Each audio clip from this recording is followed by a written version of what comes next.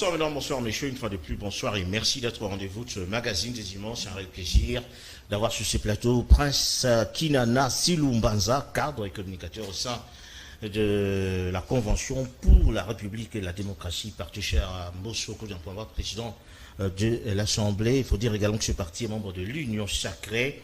On va discuter avec lui sur quelques points finalement d'actualité en RDC. Puis dans le monde, on parle de... Toutefois, bonjour et bonsoir, selon que ceux-là qui vont nous suivre. Bonsoir à vous, Prince Kinana. Bonsoir, estimé Sylvain Malanda. Bonsoir à tous les Congolais qui vont nous suivre de par le monde. Je vais commencer, si vous l'été oblige, à la haute autorité politique de l'Union Sacrée, le chef de l'État, le président Félix Antoine Tshilombo, et aussi à l'autorité politique de ma formation politique, Christophe Mbosso Kodiampouanga, président de l'Assemblée nationale. Voilà, comme tu as dit, à la Convention pour la République et la démocratie, qui est finalement membre de l'Union Sacrée, qui a aujourd'hui un présidium composé de quelques ténors de cette plateforme. Alors, la question se pose, à quand la sortie officielle de cette plateforme politique? L'Union Sacrée qui s'était formalisée, quittant la plateforme de gouvernance qui répondait aux attentes du chef de l'État, qui appelait les gouvernants congolais à venir diriger pour la République et non pour les individus. Il y a eu signature de la charte, les leaders des partis politiques ont ratifié cette charte dont la sortie officielle est prévue le samedi 22 avril. Le lieu et l'endroit sera indiqué par un communiqué officiel du présidium. Il faut dire que c'est un présidium qui est composé de têtes, je veux dire, de visages de proue, comme on le dit. On voit Jean-Pierre Bemba, Kamere et tant d'autres. Mais on se pose une question, finalement, dans le cadre de la géopolitique. On ne retrouve pas, finalement, un leader du Congo central dans ce présidium de l'Union Sacrée. Dans l'Union Sacrée, les membres du Présidium ont été choisis par rapport au pouvoir du chef de l'État. D'abord, il y a eu le poids politique a été respecté. Je pense, du point de vue géopolitique du Congo central, on pourrait parler de l'Ouest, où Christophe Mbosso Kodiampouanga est là. Non, on parle du Congo central. Non, le Congo central, oui, mais il ne faut pas toujours privatiser les choses. Ouais. Dans la conférence de présidents, où on retrouve les chefs des partis politiques, il pourrait y avoir quelques leaders. On voit Jean-Pierre Bemba qui est de l'Équateur. On voit également Kamere qui est de l'Est. On voit également Mbosso qui est du Bandundu, on voit le président Félix qui est finalement du centre, on revoit du Katanga. Mais je pense des fois aussi pour combattre ce que nous appelons les tribalismes, nous devons quitter ces stades de débat où nous privatisons les choses selon les provinces. Mais la géopolitique est de l'Ouest. La géopolitique dans les temps qui courent est très importante. Quand on parle du Congo, à l'époque avec K, on voyait les Bandundu avec les Bas-Congo. Je crois que quand Christophe Mbosso est là, les intérêts de l'Ouest seront respectés. Tel n'est pas le débat. Tous les membres du président vont travailler pour l'intérêt supérieur de la nation. C'est l'union sacrée de la nation congolaise. Ce n'est pas l'union sacrée pour l'Équateur, pour le Congo ou pour le Kivu. Non, c'est parce que je l'ai dit, parce qu'il y a quelqu'un qui m'a posé cette question avant de venir pour dire, mais le Congo central semble ne pas toujours être, je veux dire, au pas, ou semble être ignoré finalement de l'union sacrée. Bon, telle n'est pas vraiment la question, comme tu as dit que bon... Ils vont se retrouver Christophe Mbosso. Et là, il est de l'Ouest. Nous sommes là. Parmi les membres de la conférence de présidents, il y a quelques leaders qui détiennent des partis politiques dans les Congo central qui vont s'y retrouver parce qu'ils ont ratifié cette charte-là. On ne peut pas retrouver tout le monde parce que le présidium est composé de 6 personnes. Il y a certains leaders qui se reconnaissent être leaders, même qui ont un poids politique sur la scène politique congolaise, mais qui ne se retrouvent pas à travers le présidium. Qu'est-ce que vous craignez au sein de cette plateforme, au sein de ce présidium? Je voulais poser cette question. Qu'est-ce que vous craignez, vous, particulièrement? Bon, il y a rien à craindre. Tout a été dit lors de la ratification de la charte. Nous devons seulement voir comme intérêt supérieur la République démocratique du Congo et cet objectif que nous sommes fixés de réélire Félix Antoine Tshilombo pour lui permettre d'achever sa vision par rapport à la volonté populaire à travers les élections prochaines. Nous allons demander seulement aux leaders qui composent le présidium de s'entendre que cette union qui existe déjà dès le début puisse continuer pour que nous ne puissions pas connaître les points. Vous parlez de plateforme politique et électorale, je veux dire. Du point de vue politique, vous avez quelle vision, je veux dire? L'Union sacrée pour la nation a la vision du chef de l'État qui est la refondation de l'État. Nous pensons reconstruire la République démocratique du Congo. Construire un État-nation où la République va revenir entre les mains des Congolais. Parce que la République était déjà partie. on vivait dans un État non-État. Alors Félix Tshisekedi est venu pour reconstruire cette nation. C'est telle est la vision de l'Union sacrée sur plusieurs plans. Sur le plan diplomatique, économique, social, sur le plan juridique aussi. Nous allons refaire cet État comme le voulait le père fondateur de la République lors de l'indépendance, accompagner les chefs de l'État pour qu'ils puissent se matérialiser cette vision-là à travers un second mandat que le peuple va lui octroyer, bien sûr. Il y a aussi, comme on dit, un couteau à double tranchant, puisque nous avons de l'autre côté de Lubumbashi également une autre plateforme qui s'est créée. On retrouve également plusieurs tenors politiques, notamment, vous savez, le président, enfin le coordonnateur de la MOUCA, et puis d'autres, comme Moïse Kachobi, c'est-à-dire des grandes têtes également. Est-ce que vous ne craignez pas ces duels qui finalement pointent à l'horizon, et au risque même, je veux dire, de barricader la route à l'Union sacrée? Nous avons confiance au peuple congolais. À Lubumbashi s'est réuni un conglomérat d'aventuriers, de gens qui n'ont pas le peuple derrière eux. L'un d'eux s'est avéré garder toujours sa position d'usurpateur, de gangster politique. Je parle de Fayoulou, bien sûr, qui à chaque fois fait renaître ses habitudes d'usurpation de plateforme. D'ailleurs, il s'était auto-exclu de la MOUCA, dont le peuple qui est derrière nous a demandé de confirmer cette auto-exclusion de Fayoulou dans la MOUCA. Donc, il était allé à Lubumbashi en tant que Fayoulou, président d'Inias Bell, les idées qui confondent en parti politique. Il y a un parti politique. Bon, ça c'est selon vous, je vous le concède. Donc, à Lubumbashi, ils se sont réunis, et non pour l'intérêt de la nation, c'était pour leurs intérêts privés. Parce que, à chaque fois que des leaders, ou de ceux qui s'avèrent être leaders politiques, se réunissent, la première chose qu'ils doivent faire, c'est de dénoncer cette agression rwandaise dont nous subissons. Mais eux n'ont même pas fait allusion à l'agression rwandaise. Ils nous ont pondu de déclarations, de recommandations, demandant des choses et sans contre. Et le contraire, ils ont d'ailleurs voulu à ce qu'on puisse organiser les élections dans un délai constitutionnel, mais demandant aussi qu'à ce qu'on puisse revoir la composition de la CENI et de la Cour constitutionnelle. Une démarche et son contraire. Ce sont des préalables quand même qui tiennent la route. On ne voit pas clair. Leur seconde démarche vient biaiser la première, la première recommandation qui demande l'organisation des élections dans les délais constitutionnels. Ces questions étaient purement parlementaires, cela a été traité au Parlement. La machine est déjà en marche. Ils sont en retard, ils sont en train de rêver. Nous voyons clairement qu'ils ne sont pas prêts pour les élections. Ouais. Alors le peuple étant prêt pour renouveler les mandats du président Bifé Antoine Tshilombo, nous allons faire avec et on va les laisser dans les rêveries. Alors c'est Prince Kinana, comme je le dis, Silou Mbanza, cadre et communicateur au sein de la Convention pour la République et la démocratie. On parle de la décoration de médecins par le chef de l'État. Je veux dire, c'est là après des bons et loyaux services rendus à la nation. Il marge le commentaire. Des médailles de mérite civique en arts, sciences et lettres décernées à une dizaine de compatriotes et acteurs œuvrant dans le domaine socio-sanitaire, remarqués à travers les bons et loyaux services rendus à la nation congolaise.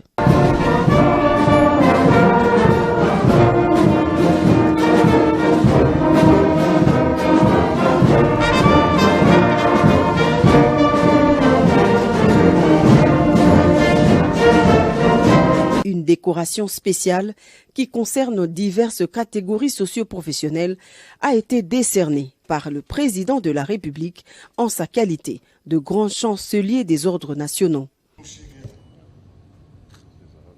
Professeur Kabemba, représenté par M. Anthony Vunda. Professeur Brice André.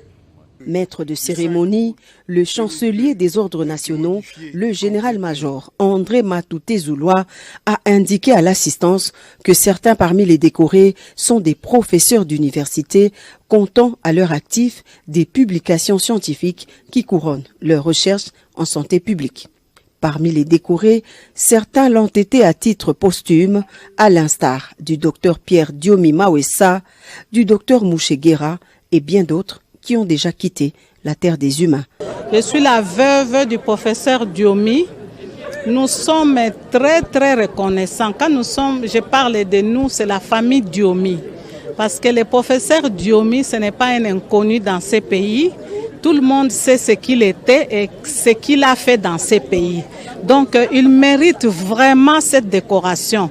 Bien que c'est à titre posthume, mais nous sommes très contents que les pays l'ait reconnu en tant qu'un fils qui a fait quelque chose pour ce pays. Donc nous sommes très reconnaissants au président de la République et à tout ce monde que vous avez vu, le monde médical, à qui il a donné cours. Tous ces médecins-là que vous avez vus, la plupart ont été ses élèves. Je suis extrêmement heureux et extrêmement fier. Et au nom de la famille, on est très content d'avoir reçu cette médaille aujourd'hui. Vous savez, le docteur a donné pratiquement toute sa vie à la médecine. Il a commencé à la base de Kitona comme médecin avant de revenir à Kinshasa, à l'université de Kinshasa, où il a été d'abord chef du département de chirurgie pendant plusieurs années. Il a également été professeur titulaire du cours de chirurgie à l'université de Kinshasa pendant beaucoup d'années aussi. Et il a eu à faire à écrire beaucoup d'ouvrages, notamment un sur les kéloïdes et l'autre sur la chirurgie cardiovasculaire. Docteur Félicien Ilunga, nonagénaire de son état, est le tout premier médecin congolais, fruit de l'Université catholique de Louvanium. Diplômé en 1961, il est encore en vie et a également reçu sa médaille aux côtés du docteur Pascal Chamala d'une autre génération qui lui aussi a bénéficié de cette reconnaissance de la République. Je voudrais dire que je suis extrêmement content. Et je suis extrêmement honoré. Et ce jour J pour moi, c'est un jour J pour moi. Et c'est pour cela que je ne sais pas comment exprimer ma joie. Vraiment un grand merci à la République. Parce que ce qu'on a choisi de faire, c'est de soulager les malades. Et on l'a fait d'une façon tout à fait désintéressée, sans s'attendre à ce qu'un jour, on vous donne quelque chose. Alors aujourd'hui, je viens d'apprendre qu'on peut être héros sans être mort. Seulement parce qu'on a bien fait son travail. En tout cas, merci beaucoup à la République, merci beaucoup au président de la République. La chancellerie des ordres nationaux est un service public de l'État rattaché à la présidence de la République. Cette institution d'État est chargée d'octroyer des distinctions honorifiques et différentes décorations nationales, d'encourager et récompenser publiquement les personnes physiques ou morales s'étant distinguées dans l'accomplissement de leurs tâches dans divers domaines. Voilà, je veux dire, une visite de quelques heures à Luanda. Rien n'a filtré de cette rencontre entre le chef de l'État Félix Antoine Tshilombo Tshisekedi et le président angolais João Lourenço. Image commentaire. Félix Antoine Tshisekedi Tshilombo, président de la République démocratique du Congo, a effectué une visite de quelques heures ce mercredi 12 avril 2023 à Luanda, où il a été reçu par son homologue João Lourenço. La rencontre de deux chefs d'État a eu lieu au palais présidentiel de Luanda. Les deux présidents ont eu des échanges en tête-à-tête de plus d'une heure. Aucun communiqué n'a été diffusé à l'issue de cette rencontre qui s'inscrivait dans le cadre des consultations régulières entre les deux chefs d'État qui ont passé en revue l'état d'avancement du processus de Luanda, notamment l'application des différents points inscrits dans la feuille de route de Luanda comme le cessez-le-feu et le retrait du M23 des zones occupées au nord Kivu dans l'est de la République démocratique du Congo. À l'aéroport international du 4 février, la forte communauté congolaise vivant en Angola a bravé la pluie diluvienne pour saluer le président Tshisekedi.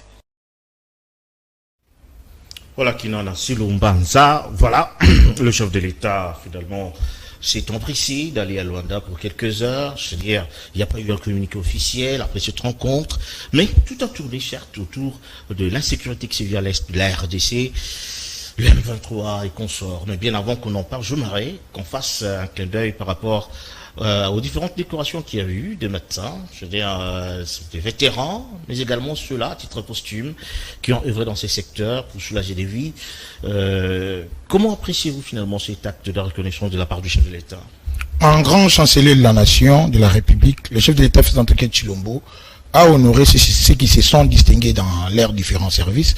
Nous lui remercions pour cela et nous lui demandons de continuer aussi.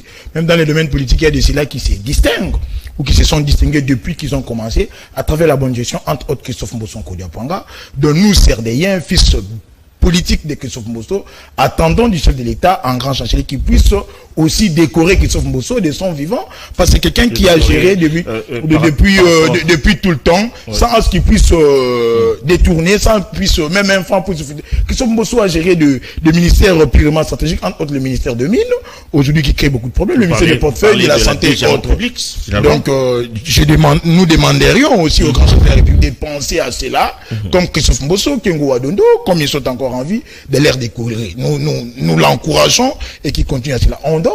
Ils peuvent être décorés dans l'ordre de Kabila Lumumba, parce qu'ils ont géré dans les domaines politiques sans qu'on puisse leur reprocher beaucoup de choses. Christophe Mbosso a été gestionnaire du projet de la construction du stade des Martyrs. Aujourd'hui, tout le monde utilise ces stades. À l'époque du Zaïre. À l'époque du Zaïre, mais il a quand même mêlé ses projets. Ça, à ce qu'on puisse détourner ne fût-ce qu'un franc, la République leur doit beaucoup. Par rapport à Luanda, nous l'avons toujours dit, le chef lui-même l'avait dit, que lui dirait que son mandat a réussi lorsqu'il y aura la paix dans l'Est de la République démocratique du Congo. Il ne dort pas, il ne pense qu'à ça.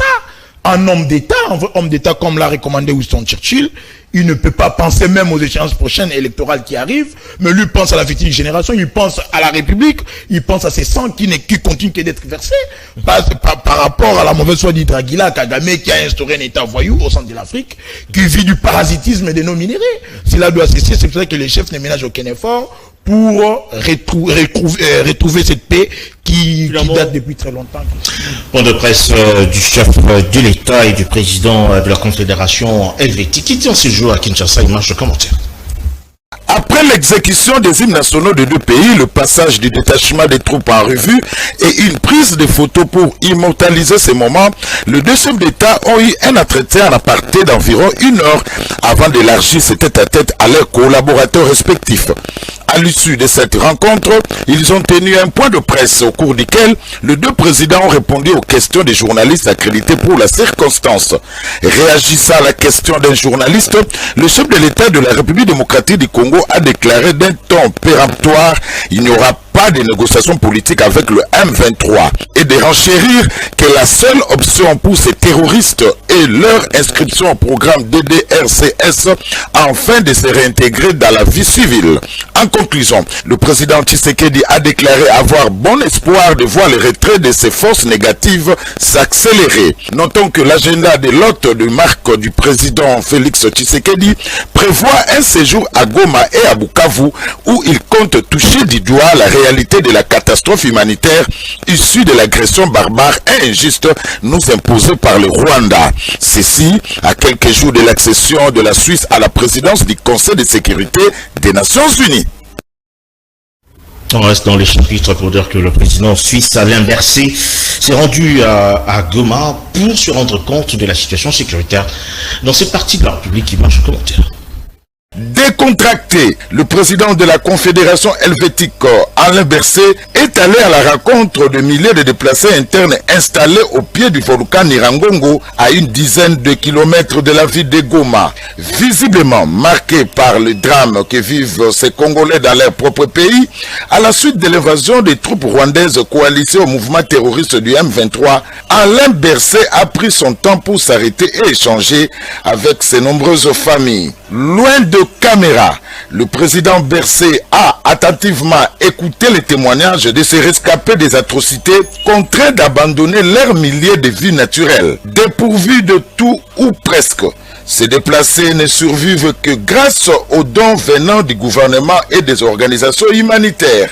Le camp de Bouchagara est un site de déplacés internes aménagé par le Haut Commissariat pour les réfugiés avec des fonds suisses. MEDER, une ONG internationale financée par la coopération helvétique, y a installé un centre de santé et d'autres infrastructures utilitaires. Monsieur Alain Berset a fait le tour du site pour évaluer le travail fait et les nombreux autres défis logistiques.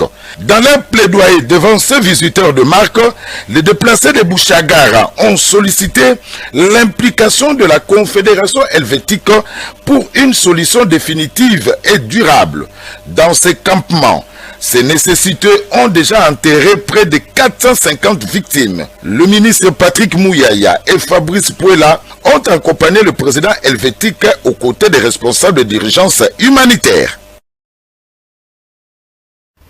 Voilà, le président suisse s'est rendu après à Bukavu dans le cadre toujours de la coopération entre les deux pays. Il a été accueilli par le gouverneur de Ngouabijé. Image de commentaire. La ville de Bukavu abrite le siège national de la coopération suisse en République démocratique du Congo. Chaque année, la Confédération helvétique débourse 30 millions de dollars américains pour financer des actions humanitaires à l'est du pays.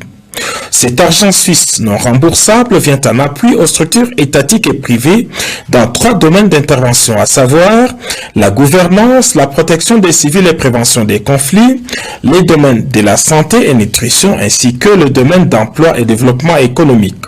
C'est pour visiter quelques projets phares financés par la Suisse dans la ville-siège que le président de la Confédération helvétique Alain Berset est arrivé à Bukavu ce vendredi en début de soirée. Accueilli à l'aéroport des Kavumo par les gouverneurs de province de Ngouabidje, M. Alain Berset a débuté sa visite par une séance de travail sur place avec le chef de l'exécutif provincial du Sud Kivu, en présence des ministres nationaux de la communication et médias Patrick Mouyaya et celui des droits humains Albert Puela. Cette rencontre a permis au gouverneur Ngouabidje de remercier la Suisse pour ses nombreuses actions à impact réel et formuler quelques recommandations sur les autres domaines d'intervention. L'agenda de M. Alain Berset est très chargé à Bukavu. Ce samedi, il va emprunter les escarpements de Kadutu et Panzi pour visiter la centrale régionale de distribution de médicaments et structure de l'État congolais entièrement financée par la Suisse. L'hôpital d'Epanzi, qui reçoit régulièrement un financement conséquent de la coopération suisse, fait également partie des sites à visiter. Le président de la Confédération helvétique a promis de réunir ce samedi la presse de Bukavu pour faire le point de l'intervention humanitaire de la Suisse à l'est de la République démocratique du Congo.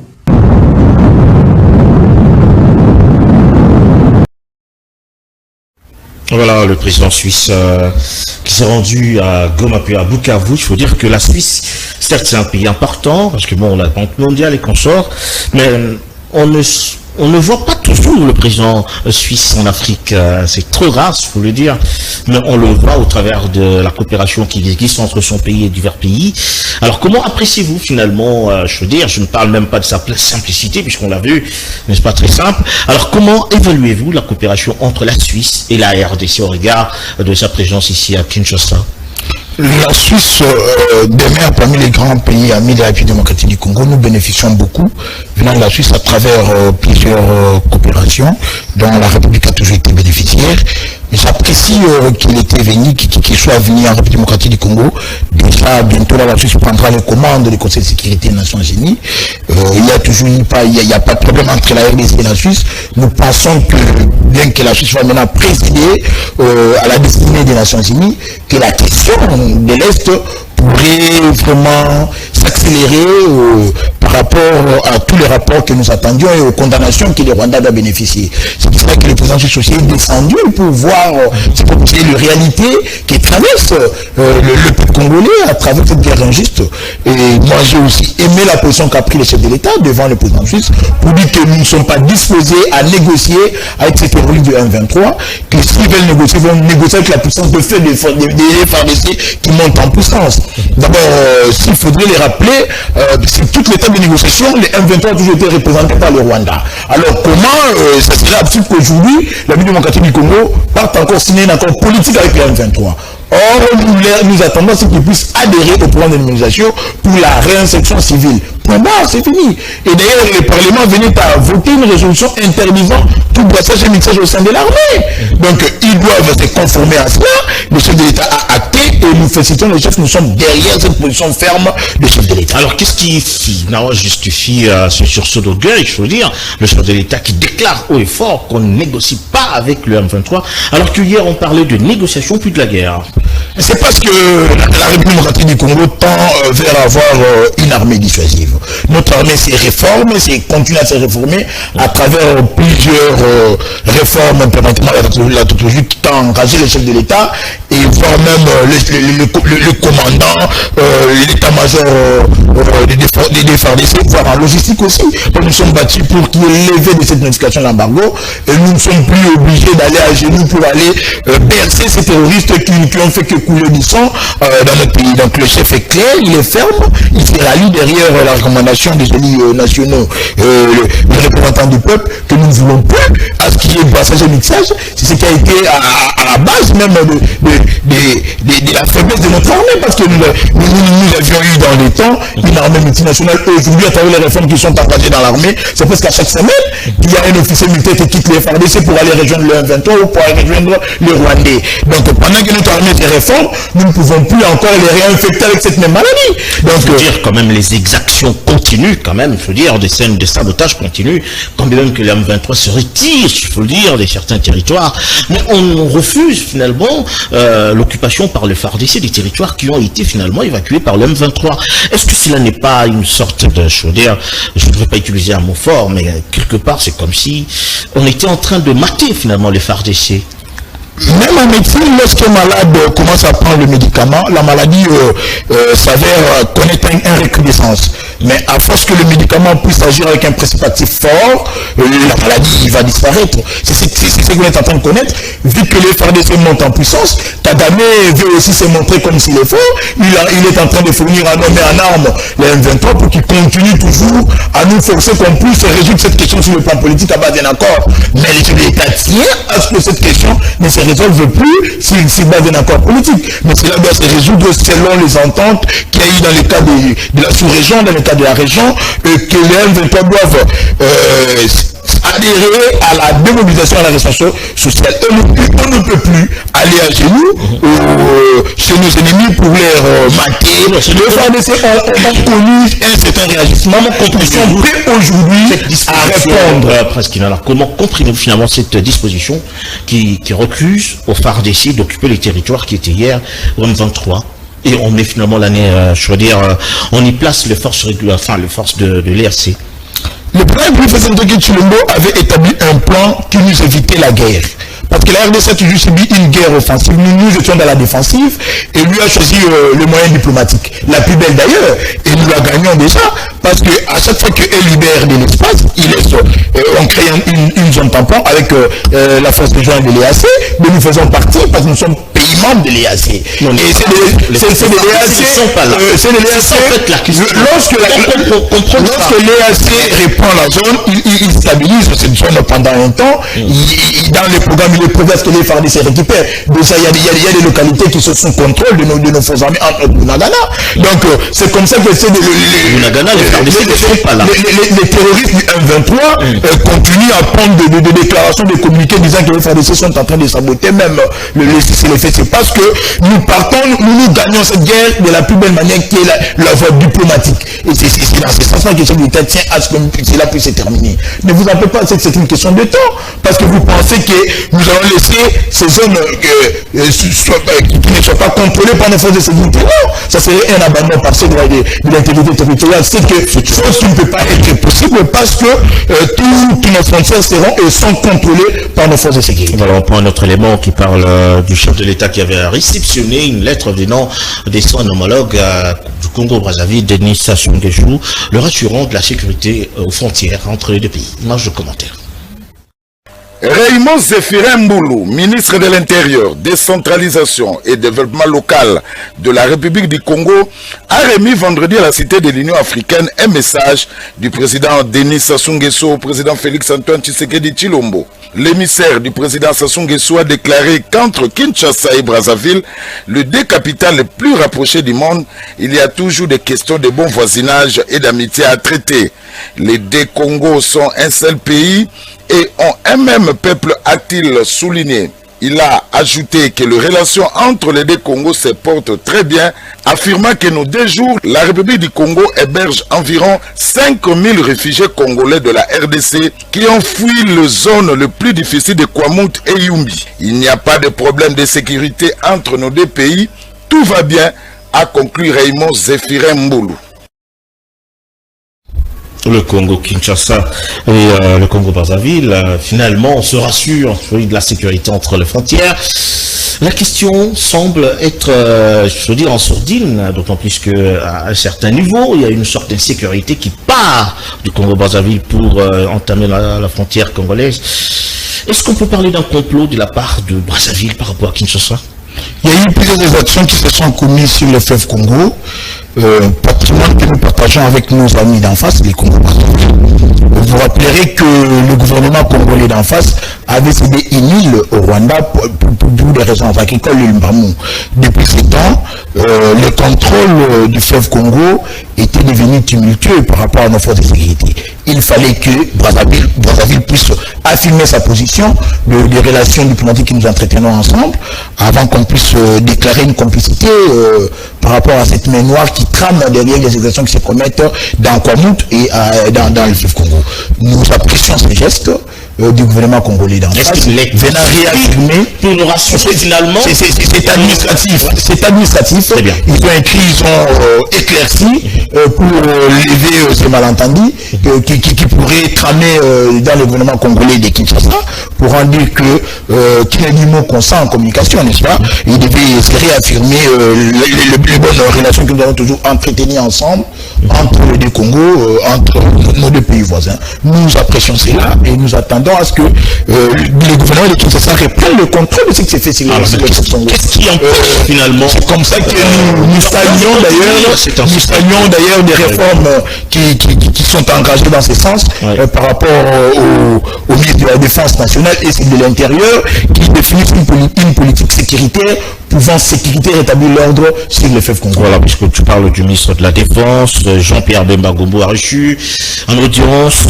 l'ambassadeur de l'Union européenne en RDC, Jean-Marc Chantenier. Les deux ont parlé de la situation à l'Est. Image et commentaire.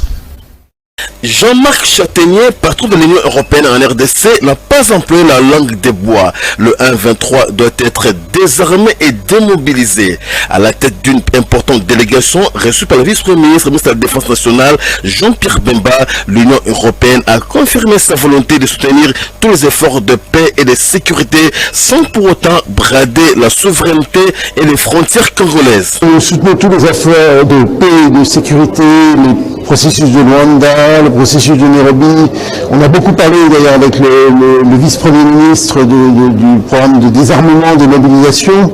Il faut bien sûr que le N23 se retire des positions qu'il occupe maintenant, il a commencé à le faire, mais il faut aussi qu'il soit caserné, il faut qu'il soit désarmé, il faut qu'il soit démobilisé. Et donc nous sommes en discussion, voir comment nous pouvons au mieux appuyer la République démocratique du Congo dans ces programmes. Le dialogue partenarial entre la RDC et l'Union européenne devrait rester permanent. Tel est le souhait des deux parties. La logique de co-construction est à privilégier pour un retour de paix sans fragilité. On est dans le cadre d'un dialogue vraiment partenarial. Nous pouvons apporter des choses. Et de son côté, il peut apporter des choses. Donc nous sommes vraiment dans une logique de co-construction pour appuyer bien sûr le retour à la paix et à la sécurité, en particulier dans l'Est de la République démocratique du Congo.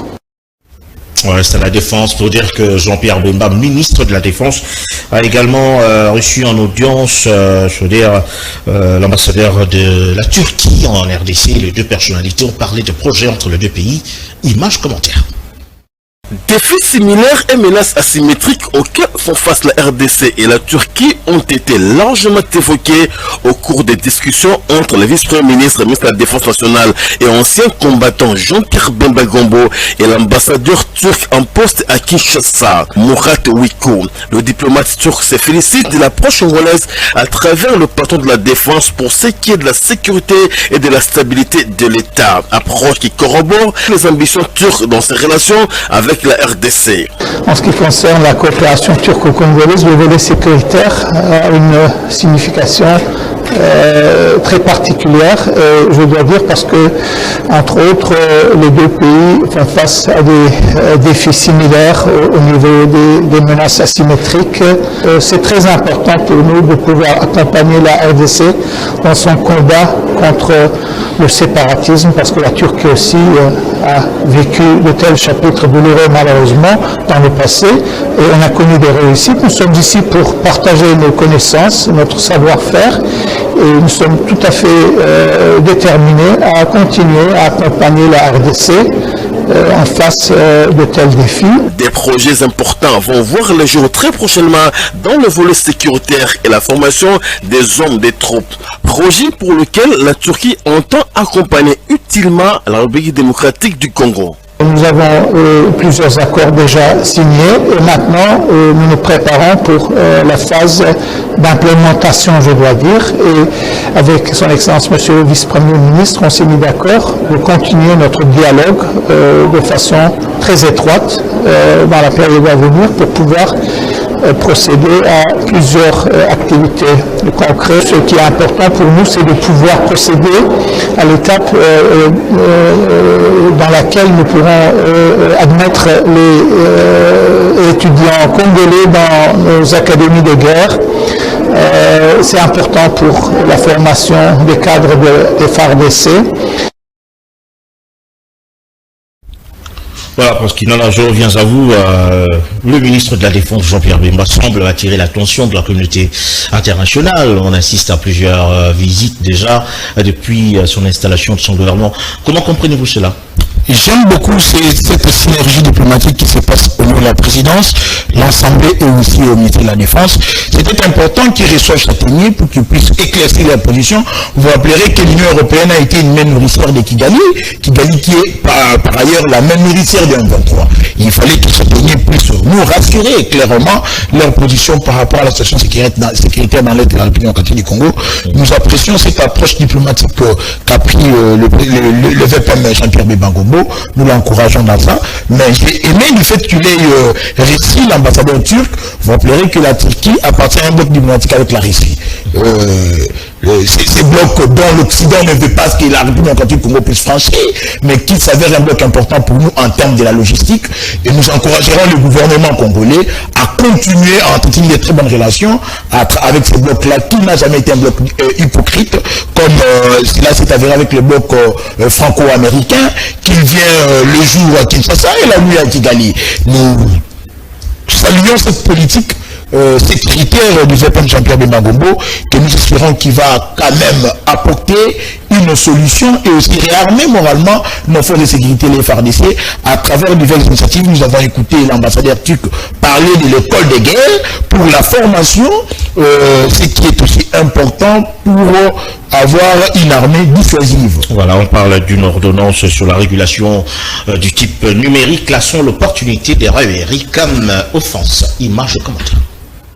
Dans son mot introductif, Désiré Cachemire Eberand a défini entre autres l'objet de cette loi, le champ d'application et de ce qui en est exclu. Vantant les mérites du président de la République Félix Tshisekedi pour cette réforme initiée dans le secteur du numérique, le ministre des tutelles a situé le contenu de cette régulation dont l'ordonnance loi a été ratifiée par l'Assemblée nationale et promulguée par le président de la République.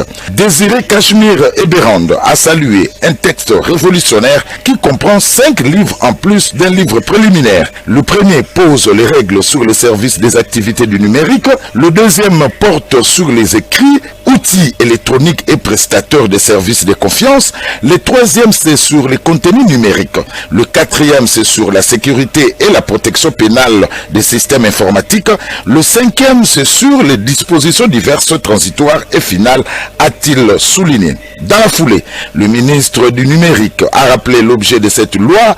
Le texte régule les matières qui sont les activités et services numériques, les outils numériques, les contenus numériques ainsi que les sécurités sécurité et la protection pénale des données. Relevant les activités écartées du champ de la loi, dont les services de télécommunications, les activités qui sont exercées pour le besoin. Voilà, on prend un autre élément qui parle du chef d'état-major général de l'armée, Christian Tué, qui s'est rendu à l'Est, à Goma, précisément. Question des sentinelles de la situation, images, commentaires.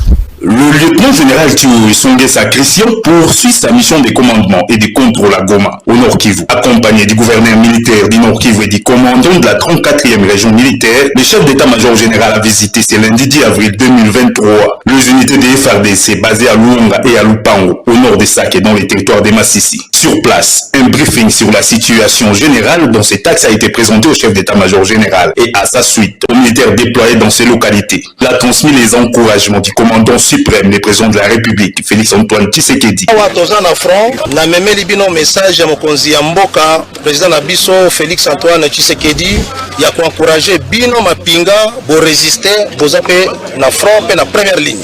Donc tenez bon, d'ici là, babilo konyo sekosi là, tokozongi la mosa na biso ndenge izalaka. Na minute oyo ba difficulté nyonso boza na yango, bon verser yango epa ya commandant, ya opération, c'est lui-même le gouverneur, akokomisa la biso yango comme ça to trouver solution rapide. Après Luonga et Par Kisangani, il faut dire, un site catholique a été visé par des intrigants. Il faut dire que la 3e zone de défense est rendue sur place pour leur assurer de leur protection. Image commentaire. Sécuriser la population et ses biens est aussi une mission dévolue aux forces armées de la République démocratique du Congo. C'est pour cette raison que le commandant de la 3e zone de défense, le lieutenant général Mbang Masita Marcel, a effectué une descente au grand séminaire Philosopha Saint-Augustin de Kisangani pour rassurer les prêtres et les séminaristes sur leur sécurité. Pour rappel, les assaillants non autrement identifiés ont assiégé le séminaire après avoir spolié son patrimoine foncier, créant ainsi la terreur et le désarroi dans l'esprit des prêtres de cette institution qui ont sollicité le secours des services de sécurité. C'est ainsi que son Excellence, M. Marcel Outemi, archevêque métropolitain de Kisangani et président de la CENCO, s'est adressé aux séminaristes en ces termes. Nous avons fait appel aux services de sécurité de l'ordre dans notre séminaire. Nous pouvons nous sentir rassurés. Et le commandant parmi nous, il pourra peut-être nous dire aussi un petit mot.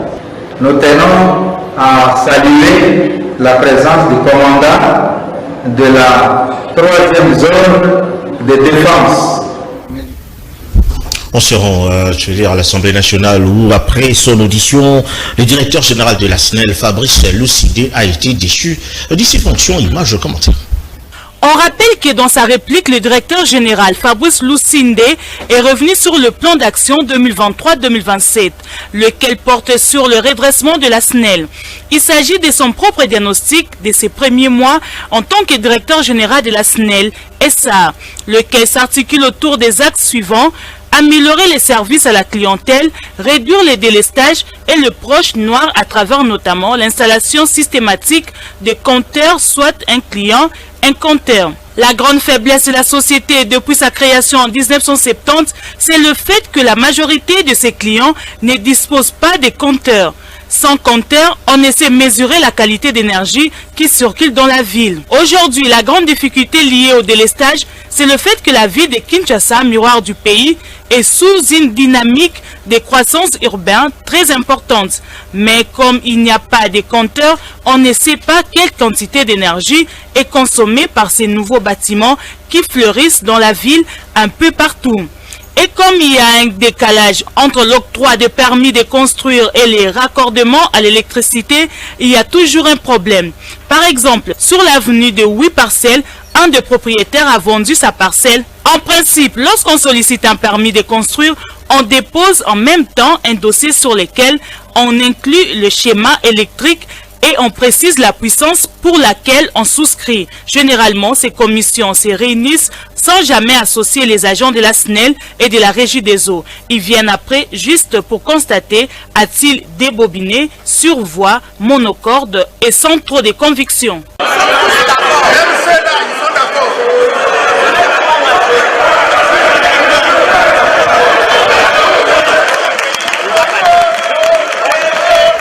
Réouverture de l'usine de panification Grand Moulin de Kinshasa après un incendie, voulais-je dire, qui s'est déclaré dans l'enceinte de cette entreprise. Image commentaire. 7 jours de fermeture pour ce qui est de la société des Grands Moulins de Kinshasa. Ceci a été dû à l'incendie qui a détruit une infime partie de la cabine haute tension qui alimentait cette grande industrie du pain. Aujourd'hui, après avoir mis les bouchées doubles, la hiérarchie de cette entreprise a confirmé ce samedi 15 avril que l'usine du Grand Moulin de Kinshasa est bel et bien ouverte et opérationnelle. Après une ronde dans les différentes étapes de panification du pain, c'est-à-dire les fabrications, les machines ont repris du service et les vendeuses peuvent maintenant venir s'approvisionner en pain en toute tranquillité et de pain de bonne qualité. Comme le confirme le directeur d'exploitation Hussein de la société Grand Moulin de Kinshasa. Je suis en excusé auprès de tous les travailleurs et tous les consommateurs pour ce désagrément qui a passé ces derniers temps, qui nous a touchés. Nous sommes continuellement impressionnés par les résultats que vous réalisez pour jouer un rôle crucial dans la société, car votre travail est transformé en bénéfice. Je remercie les clients pour cette fidélité, car nous vous remettons un service de qualité. L'un des dépositaires confirme aussi cette très bonne nouvelle, la réouverture de cette grande entreprise de fabrication de pain. Aujourd'hui, vous le constatez vous-même que la production a pu commencer et que les moments sont déjà servis. On va vous présenter un travail de qualité comme ça a toujours été. Sans Kanga Journée dans la ville province de Kinshasa, vous venez de constater vous-même que sans Kanga Journée, c'est un sérieux problème. C'est pourquoi nous demandons même au gouvernement de soutenir Kanga Journée à tout moment qu'il y a un problème. Pour bien gérer l'utile à l'agréable, le musicien chrétien Frère Patrice Moussokongoy a d'abord fortifié ses mamans par la prière.